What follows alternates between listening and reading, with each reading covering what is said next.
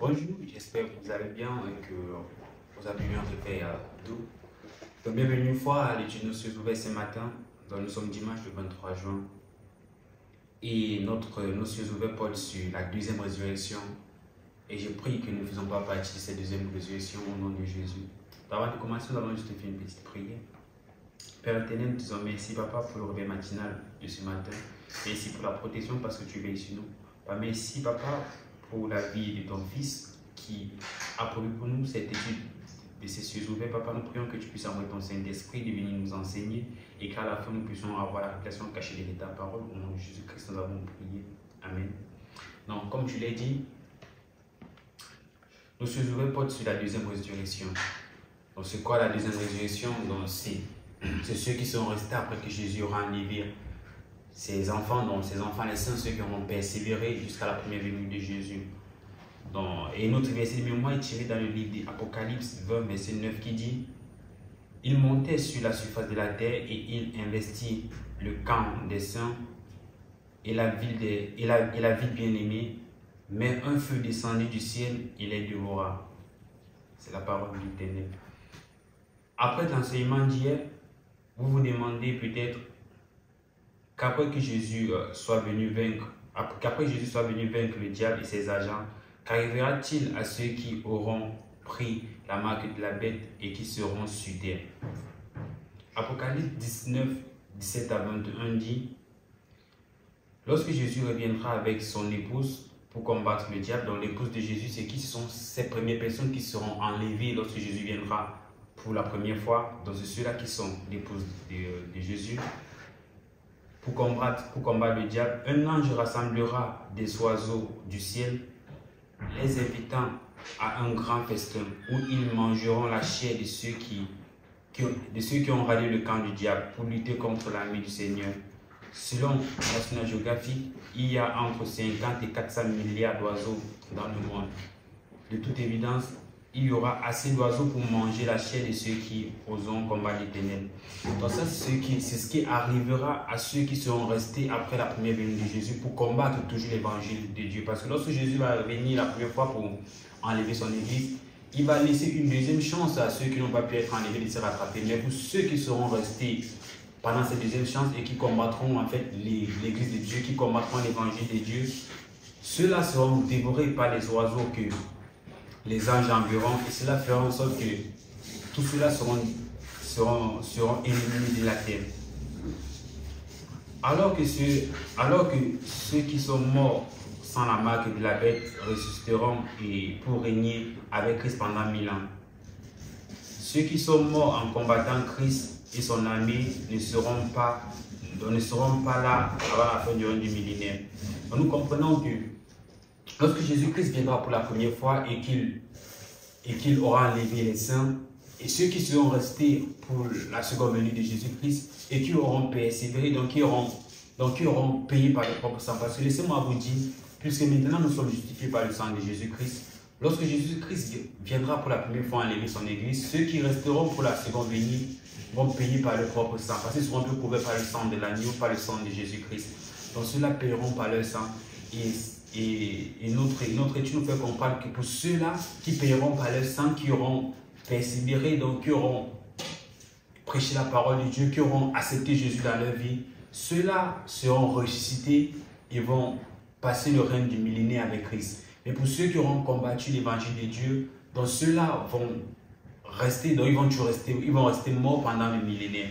Donc ça qui dit, et ceux qui sont morts en combattant Christ et son armée ne seront pas là avant la fin du millénaire. Donc c'est après le millénaire qu'ils vont ressusciter. Après la destruction des armées, il y aura des gens qui ne seront pas des soldats, mais qui n'auront pas pris la marque de la bête sur terre. Ce sont les gens sur lesquels les saints régneront pendant le millénaire. Donc ça veut dire que les premières personnes qui seront enlevées avec Christ, donc régneront sur les autres saints qui sont restés après le premier enlèvement. Donc c'est sur ceux-là que les saints vont régner pendant 1000 ans. Et c'est ceux aussi qui ont combattu en fait l'évangile de Christ. Après le règne du millénaire, le diable sera libéré de sa prison. Donc c'est-à-dire que pendant le règne du millénaire, le diable est retenu captif, mais après ce règne du millénaire, le diable sera libéré de sa prison et il rassemblera une grande armée pour combattre les saints. Cette fois, cependant, les saints n'auront pas besoin de se battre parce que Dieu enverra le feu du ciel pour dévorer leurs ennemis. Donc au moins Dieu rassure ceux qui resteront pour la seconde venue de Christ, mais j'ai pris que ça ne soit pas notre partage parce que ça va être catastrophique. Donc imagine-toi que tu vas payer par ton sang. Imaginons-nous déjà avec Jésus qui nous a rachetés, le sang de Jésus qui œuvre pour nous, le sang de Jésus qui est là comme notre backup. Rien n'est, c'est pas facile. Donc nous traversons des difficultés. Imagine-toi maintenant que tu dois payer tout par ton propre sang. Donc ceci veut dire que déjà les persécutions, on va te persécuter. Est-ce que tu acceptes Jésus ou tu refuses Jésus? Quand tu dis j'accepte Jésus, soit peut-être on te coupe un membre de ton corps. Est-ce que tu acceptes Jésus ou tu refuses? J'accepte Jésus. Oui, imaginez cette douleur. Déjà, présentement, Jésus a déjà tout payé, mais jusqu'à là, c'est tout difficile. Mais imaginez maintenant quand le sang de Jésus ne va plus nous justifier. Comment ça va être? Donc c'est pour ça franchement que j'ai pris que ça ne soit pas notre partage, que nous faisons partie de la première vague qui sera enlevée lorsque Jésus viendra. Et que cela soit notre partage au nom de Jésus. Donc dans Apocalypse 20, 7 à 9 dit, quand les 1000 ans seront accomplis, Satan sera relâché de sa prison.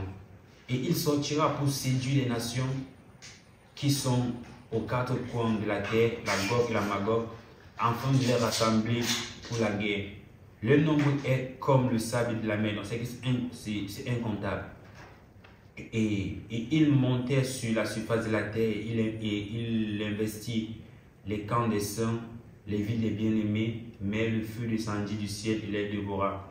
Donc c'est que malgré ce que le diable fera pour détruire ceux qui sont restés pour les saints qui sont restés pour la seconde venue de Christ, au moins ils ont ces chances que le feu de Dieu va pouvoir les aider, va pouvoir combattre les combats et détruire les ennemis.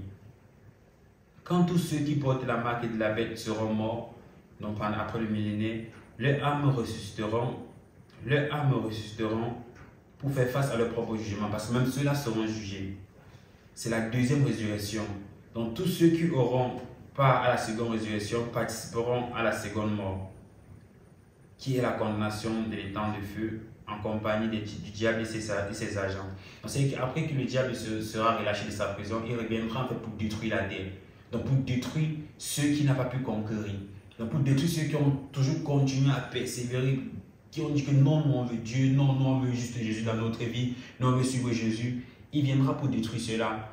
Mais Dieu les rassure qu'un feu descendra du ciel pour les détruire. Et après maintenant, tous ceux qui seront partisans du diable, dont les agents du diable, le diable, tous ceux-là seront condamnés dans les temps de feu. C'est d'où ils vont passer l'éternité. Donc je prie que vous ne preniez pas part à la seconde mort au nom de Jésus. Cependant, vous avez un rôle à jouer. Donc soumettez-vous à Jésus-Christ et menez une vie saine. Donc s'il y a quelqu'un qui n'a pas déjà remis sa vie à Jésus, c'est le moment pour vous de remettre votre vie à Jésus. Parce que si c'est que tu ne suis pas Jésus, tu suis le diable. Et si tu suis le diable, ce qui t'attend, c'est à la fin. C'est que tu vas rater le premier enlèvement, rater la seconde venue de Christ. Et ce qui t'attend, c'est la mort éternelle. Et tu seras jeté dans les temps de feu. Donc la seule option, c'est quoi? C'est soumettre votre vie à Jésus-Christ. Donc demandez à Jésus de venir prendre le contrôle de votre vie.